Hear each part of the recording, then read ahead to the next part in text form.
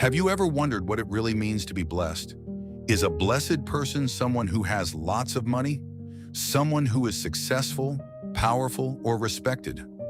Most people would probably say yes. But one day Jesus sat down on a mountainside and gave people a very different answer. He spoke about the poor, the hurting, the gentle, the hungry, the merciful, the pure in heart, and even those who are rejected and treated badly because of their faith. These teachings became known as the Beatitudes, and they reveal something powerful about the heart of God. The story begins as Jesus traveled through Galilee. People had started hearing about him. They heard that he healed the sick, he comforted the hurting, he spoke with authority, and wherever Jesus went, crowds followed him. One day Jesus went up onto a mountainside. His disciples came near him, and a large crowd gathered around.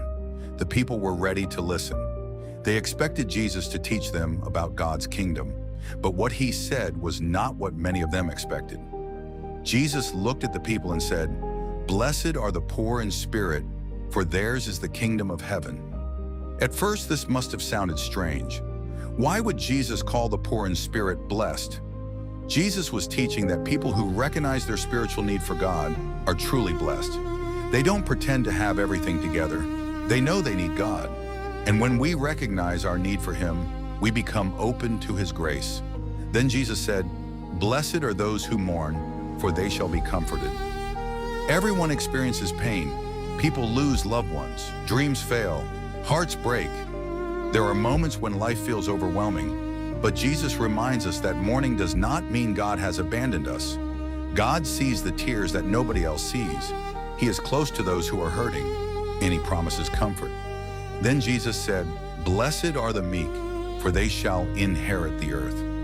The world often teaches us to fight for attention. Be louder, be stronger, make sure everyone knows how important you are. But Jesus presented a different kind of strength. Meekness is not weakness, it is strength under control. It means choosing humility instead of pride. It means refusing to use power to hurt others. Jesus was teaching that true greatness does not always look powerful. Sometimes it looks gentle.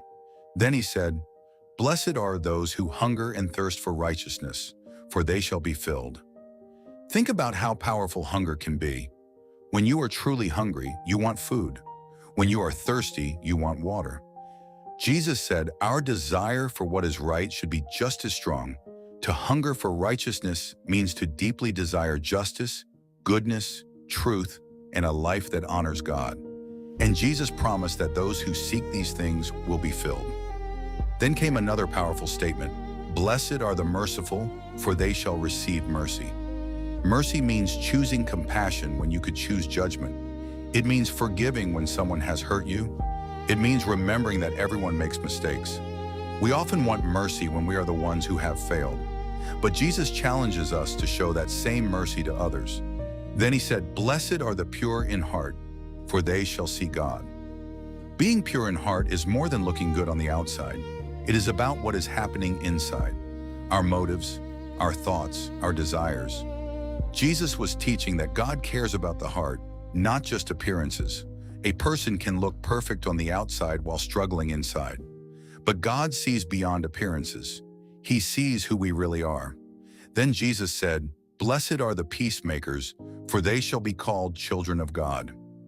Notice that Jesus didn't say, "Blessed are those who win every argument." He said, "Blessed are the peacemakers." Peacemakers don't always avoid difficult conversations. Sometimes they step into conflict and choose reconciliation instead of revenge. They bring people together instead of tearing them apart. In a world filled with anger and division, peacemakers are desperately needed. Then Jesus spoke about something much harder.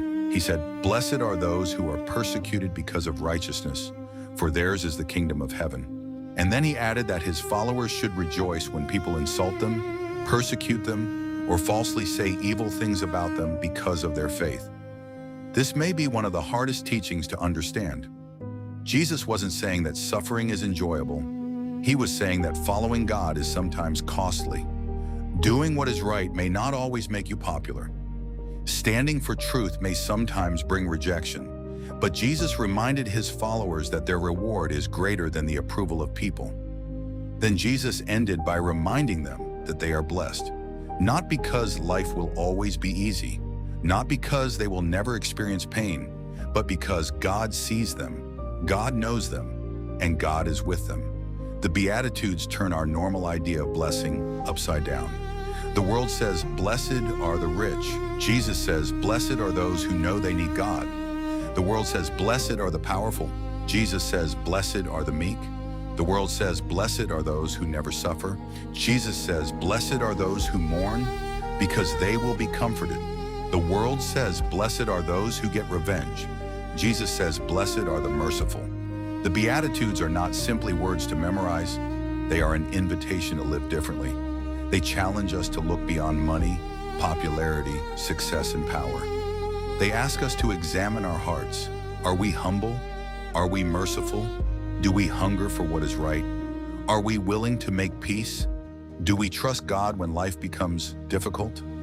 Maybe today you feel forgotten. Maybe you're going through a season of pain. Maybe you're trying to do the right thing, but nobody seems to notice. Maybe you're struggling with forgiveness, or maybe you simply feel like you don't have enough. The Beatitudes remind you that God's definition of blessing is different from the world's.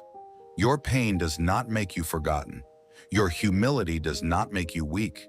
Your tears do not make you abandoned. Your desire to do what is right is not wasted, and your faithfulness is not invisible to God. Jesus was teaching people that true blessing is not always found in what we have. Sometimes it is found in who we become. A heart that is humble, a heart that shows mercy, a heart that seeks righteousness, a heart that makes peace, a heart that trusts God. That is the kind of life Jesus calls blessed.